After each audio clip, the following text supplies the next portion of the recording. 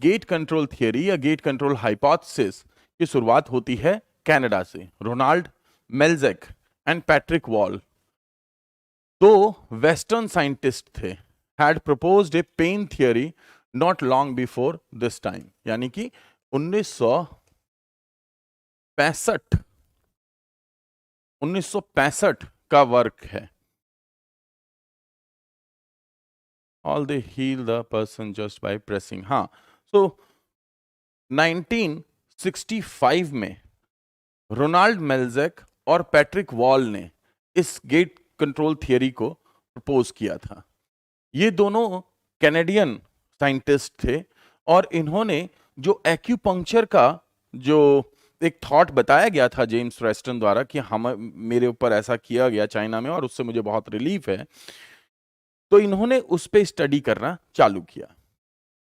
This proposal, the gate control theory, proposed a probable mechanism for the efficacy of acupuncture anesthesia. Acupuncture का जो anaesthetic प्रभाव है, ध्यान रखना, एक्यूपंक्चर का जो एनेस्थेटिक प्रभाव है, यानी कि जहां पेन हो रहा है उस पेन के आपके महसूस करने, यानी कि रिड्यूसिंग द पेन और एलिमिनेटिंग द पेन, इस एनेस्थेटिक प्रभाव को स्टडी करने के लिए that was compatible with known anatomical facts despite not explicitly addressing acupuncture. तो इन्होंने क्या किया, इन्होंने एक्यूपंक्चर से जो हो रहा है उसको स्टडी किया। तो इन्होंने एक्यूपंक्चर को सॉल्यूशन बताने की बजाय इन्होंने ये देखा कि एक्यूपंक्चर से हो क्या रहा है।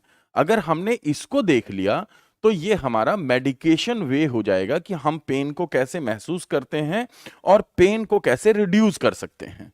तो basically they were not propagator of acupuncture therapy, पर इन्होंने मेडिकल पर्पस से एक्यूपंक्चर में जो हो रहा था उसको ऑब्जर्व और स्टडी करके और उसके आउटकम को देने की कोशिश की। तो आपको जो याद रखना है, गेट कंट्रोल थियरी दी थी मेल्जेक ने और रॉबर्ट वॉल ने, ठीक है। दूसरी बात जो याद रखनी है 1965 में दी गई थी। थर्ड थिंग, जो टीसीएम है यानी कि ट्रेडिशनल चाइनीज मेडिसिन, उसके एक्यूपंक्चर के तरीके से डेवलप हुई है। ये कहां पे हुई थी? कनाडा में हुई थी।